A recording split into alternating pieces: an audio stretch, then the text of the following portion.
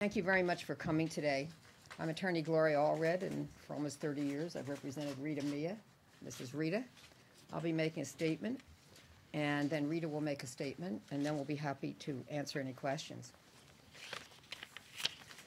We're here today with Rita Milla, who in 1984 became the first woman in the nation to file a lawsuit against the LA Archdiocese and Catholic priests, thereby exposing to the public for the first time the previously secret priest sex abuse scandal within the Catholic Church.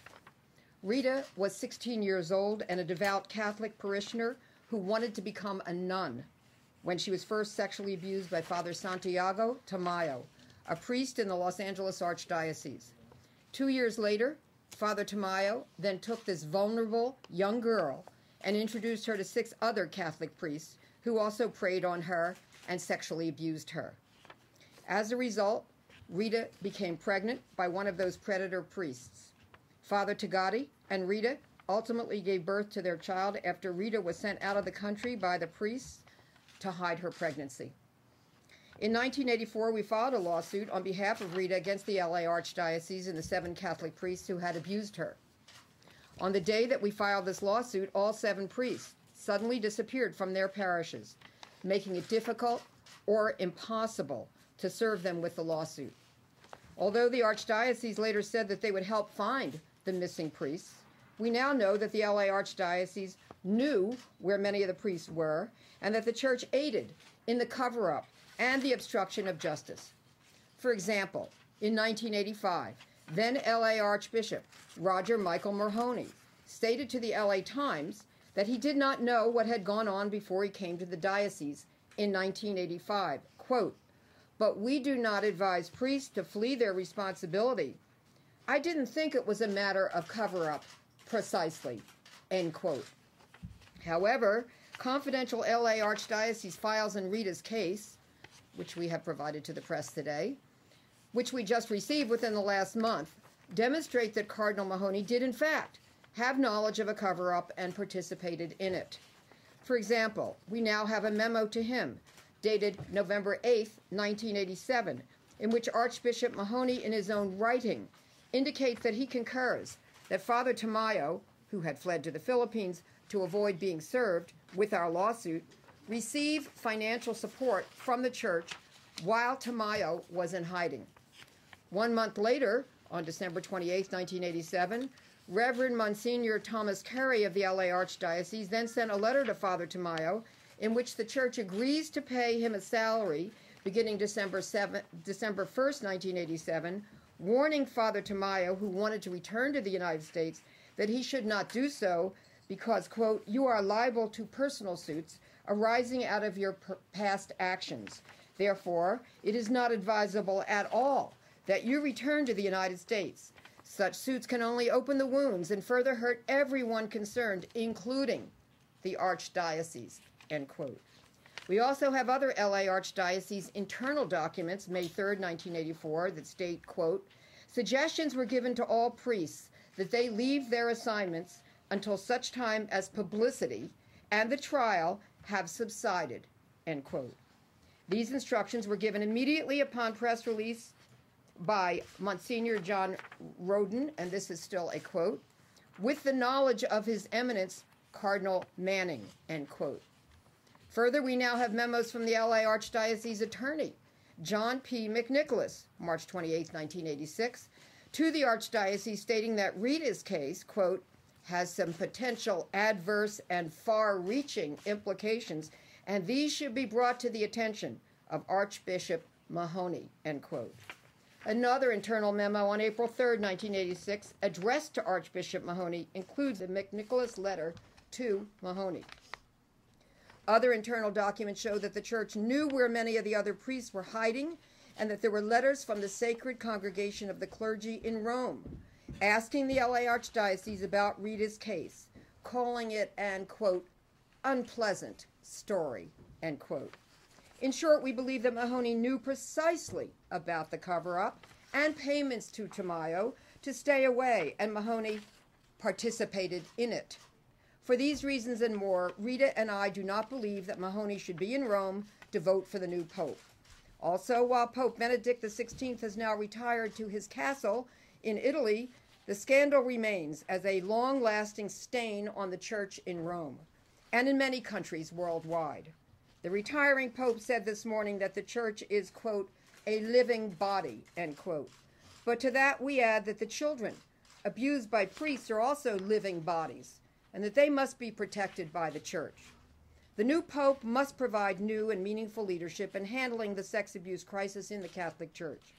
The new Pope should conduct a complete investigation and be completely transparent with the public about the crimes committed by priests and the Church hierarchy against Catholic children. In addition, he needs to be forthcoming about the Church's role in the cover-up and obstruction of justice, and make the Church fully accountable to those whom they have hurt.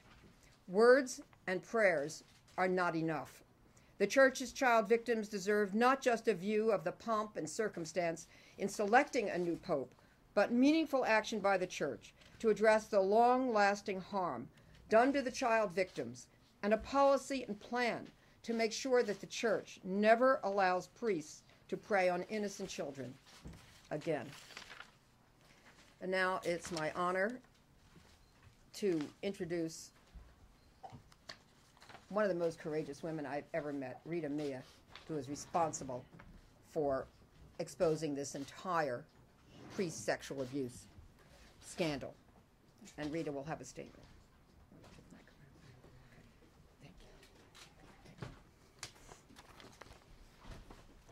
Hello, I'm Rita Milla. The Pope's resignation is something that has not been seen in centuries. And now it is time for something else that would be unusual. A Pope who is a strong opponent of child sexual abusers. The Church needs a Pope who will actually care more for his flock than for the superficial image of the clergy.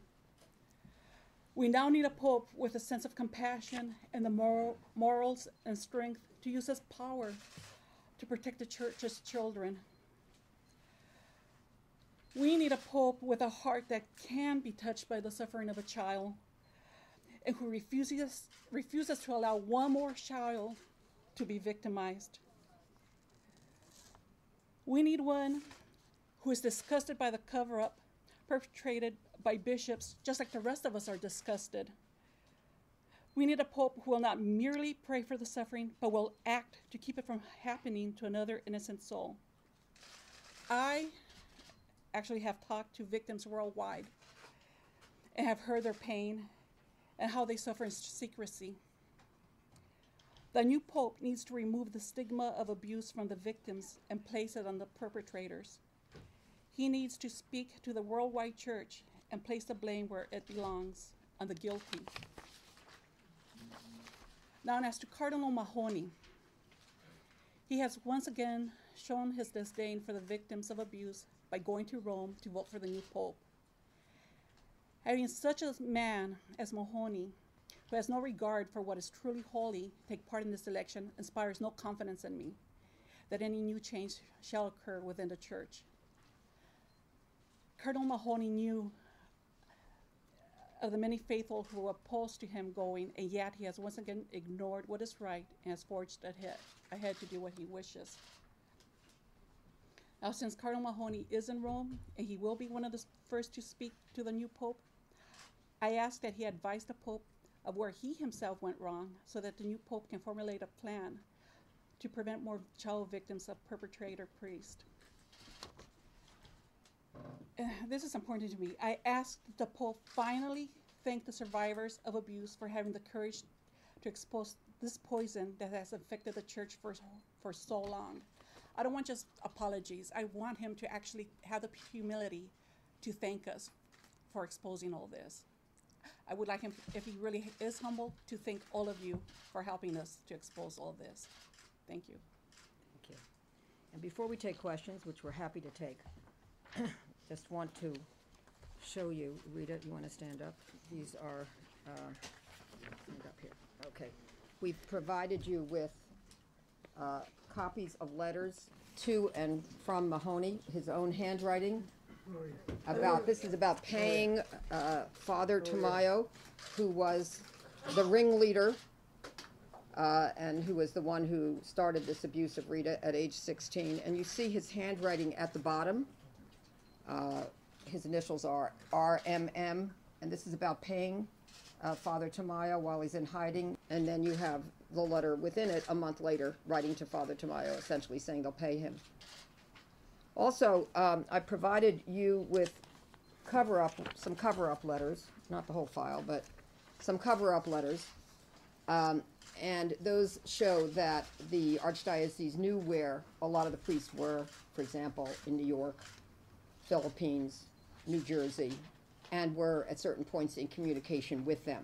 After our lawsuit was filed, after everyone knew we were looking for them because they had disappeared, and of course at a certain point the churches said later they would help us find the priests, which of course they never did.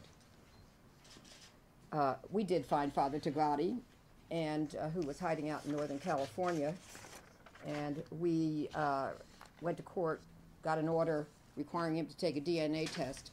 As a result of that test, we were able to obtain a court order establishing paternity, that Father Tagati was in fact the father of Rita's child. So the child was literally a child of the church, having been conceived in the church's rectory. Okay, finally, we also have letters from Rome, just to show you that Rome knew, or that at least the sacred congregation of the clergy in Rome knew. They were inquiring about what they called the unpleasant story, which is probably one of the understatements of the year for this, and then the communication from the Archdiocese to them. All right, so we'll be happy to take questions. You have this lawsuit.